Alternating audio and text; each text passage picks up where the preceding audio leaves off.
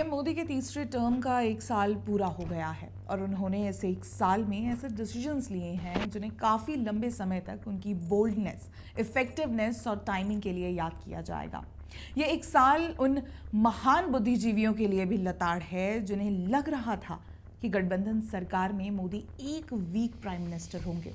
उन्हें लगा था कि मोदी कोएलिशन के दूसरे लीडर्स यानी नीतीश कुमार और चंद्रबाबू नायडू से दबके रहेंगे। लेकिन पीएम मोदी ने यह दिखा दिया कि कैसे एक गठबंधन को परिवार की तरह चलाया जाता है। बीते 1 साल में पीएम मोदी की विजनरी गवर्नेंस और उनके डिसीजंस की वजह से भारत ने जो हासिल किया है उसको शायद कांग्रेस या उनके दरबारी पत्रकार झुटला दें, लेकिन it has served the country with the highest priority. और आज हम उन्हीं का एक फ्लैशबैक आपके साथ शेयर करेंगे। कहानी शुरू होती है 2024 में, जब कांग्रेस ने 99 सीटें हासिल करने को अपनी अचीवमेंट और बीजेपी की हार बता दिया।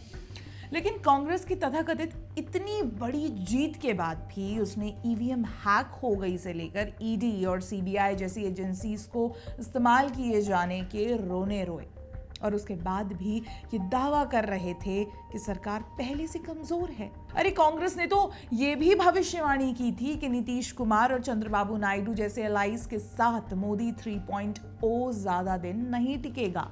लेकिन आज 1 साल बाद जब हम देखते हैं तो बीजेपी और एनडीए कोएलिशन जहां चुनावी रूप से और मजबूत हो गई है, वहीं इंडिया अलायंस और कांग्रेस तितर बितर हो गए हैं। जबकि मोदी 3.0 के अचीवमेंट्स की बात की जाएगी तो उसमें सबसे ऊपर भारत की बढ़ती मिलिट्री पावर होगी।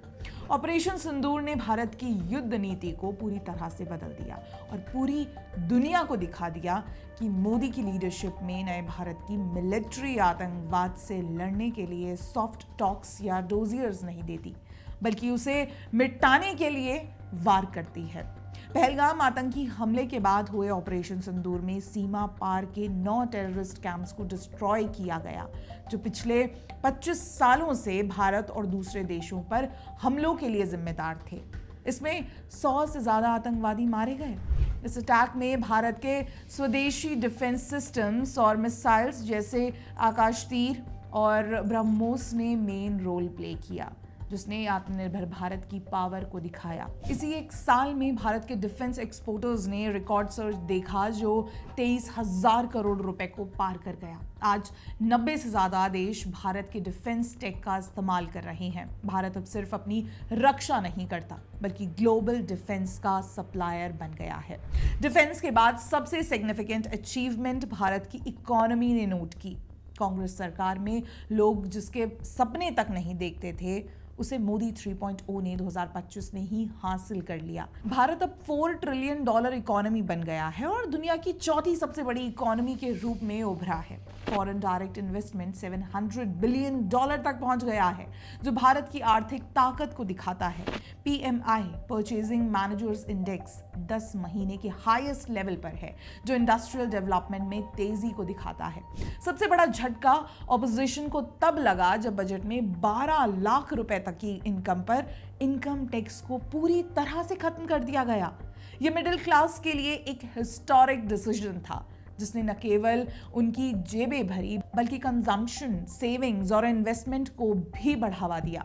इकोनॉमी के साथ साथ राजनीतिक मोर्चे पर भी बीजेपी और एनडीए ने इस 1 साल में इतिहास रच दिया। महाराष्ट्र में गठबंधन ने 79% से ज्यादा विधानसभा सीटें जीती, हरियाणा में लगातार तीसरी बार सरकार बनाई और दिल्ली में 27 साल बाद बीजेपी की सत्ता में वापसी हुई।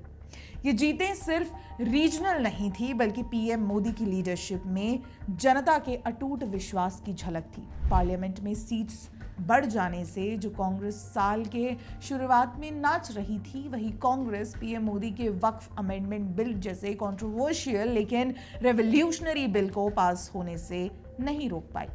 इस बिल ने लंबे समय से चले आ रहे अन्याय को खत्म किया और मुस्लिम महिलाओं और उपेक्षित मुस्लिम वर्गों को उनका हक दिलवाया। इसके अलावा कास्ट सेंसस और 1 नेशन 1 इलेक्शन जैसी घोषणाओं ने भविष्य के लिए एक नींव रखी है जो भारत को और मजबूत बनाएगी। इंटरनल सिक्योरिटी में भी भारत ने बड़ी कामयाबी हासिल की। बस्तर जो कभी नक्सलवाद का गढ़ था, अब लगभग नक्सल मुक्त हो गया है। नक्सल अफेक्टेड जिलों की संख्या 126 से घटकर 38 हो गई और हाईली अफेक्टेड डिस्ट्रिक्ट्स की संख्या 12 से 6 रह गई। ये सटीक ऑपरेशंस, डेवलपमेंट इनिशिएटिव्स और इंक्लूसिव गवर्नेंस का नतीजा है। इसी के साथ पीएम मोदी का सपना कि भारत पूरी तरह नक्सल मुक्त हो अब हकीकत में बदल रहा है। Vadhavan port, Polavaram project, Chenab bridge और जेड मॉर्फ टनल, ये सभी बॉर्डर कनेक्टिविटी को मजबूत कर रहे हैं और भारत के विकास की नई कहानी लिख रहे हैं। मोदी 3.0 सिर्फ बेहतरीन गवर्नेंस में निरंतरता का प्रतीक नहीं है, बल्कि ये भारत की यात्रा में एक नया शिखर है। Defence, economy, politics, internal security और इंफ्रास्ट्रक्चर में बोल्ड डिसीजंस और फिर उनकी सक्सेस ये साबित करती है कि मोदी 3.0 पहले से कहीं ज़्यादा मजबूत है, तेज़ है और महत्वाकांक्षी है। जनता का भरोसा, ग्लोबल पर्सोना और विजनरी लीडरशिप के साथ पीएम मोदी भारत को नई ऊंचाइयों पर ले जा रहे हैं।